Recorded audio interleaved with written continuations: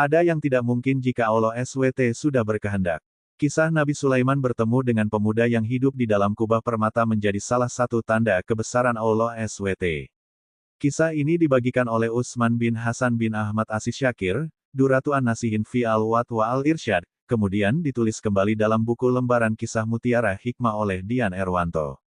Diceritakan, suatu ketika pernah Nabi Sulaiman bepergian di antara langit dan bumi. Begitu beliau sampai di sebuah samudera lautan yang sangat dalam, beliau melihat lautan yang diterjang ombak bergelombang yang sangat besar, kemudian beliau memerintahkan angin agar menjadi tenang, seketika itu angin pun menjadi tenang, kemudian beliau memerintahkan jin Ifrit agar menyelam ke samudera yang lebih dalam lagi, maka jin Ifrit pun mengantarkan Nabi Sulaiman sampai ke dasar lautan.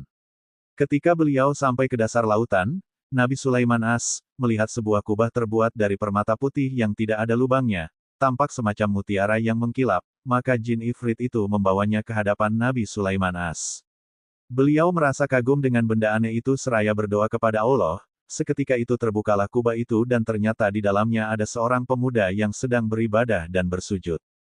Nabi Sulaiman bertanya, "Siapakah engkau? Apakah engkau adalah malaikat, bangsa jin atau golongan manusia?" Pemuda itu menjawab, "Saya adalah manusia biasa." Nabi Sulaiman bertanya kembali, "Bagaimana mungkin bisa, atas dasar apa engkau mendapatkan kemuliaan seperti ini?" Kata pemuda itu, "Atas dasar berbakti kepada orang tua, dahulu ibuku adalah seorang wanita yang sangat tua, saya terbiasa menggendongnya di punggungku, atas keridoannya kepadaku ibuku seraya berdoa, ya Tuhanku, karuniailah anakku sifat qanaah dan kelak ketika aku meninggal tempatkanlah anakku bukan di dunia dan bukan pula di langit. Ketika ibuku sudah meninggal dunia, suatu ketika saya berkeliling di pantai pinggir laut, tiba-tiba saat itu saya melihat kubah yang terbuat dari intan permata, saya pun mendekatinya seketika itu kubah itu terbuka dengan sendirinya dan aku memasukinya maka kubah itu pun tertutup kembali dengan seizin Allah, sehingga saya tidak mengerti apakah saya ada di bumi atau di luar angkasa." Nabi Sulaiman bertanya, "Bagaimana cara Allah memberimu rezeki di dalam kubah ini?" Pemuda itu menjawab, "Apabila saya merasa lapar, maka Allah menumbuhkan sebuah pohon di dalam kubah ini dan di situ terdapat banyak buah kurma. Dia memberiku rizki melalui pohon ini, dan apabila saya merasa haus di situ menyembur air yang lebih putih daripada susu, lebih manis daripada madu dan lebih segar daripada es minuman dingin."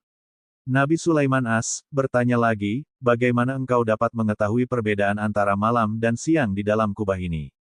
Pemuda itu menjawab lagi, "Apabila terbit waktu subuh, di saat itu kubah ini akan memutih maka saya mengetahui bahwa waktu itu adalah siang hari dan apabila matahari terbenam kubah itu akan menjadi gelap, maka saya pun mengetahui bahwa malah hari telah menjelang."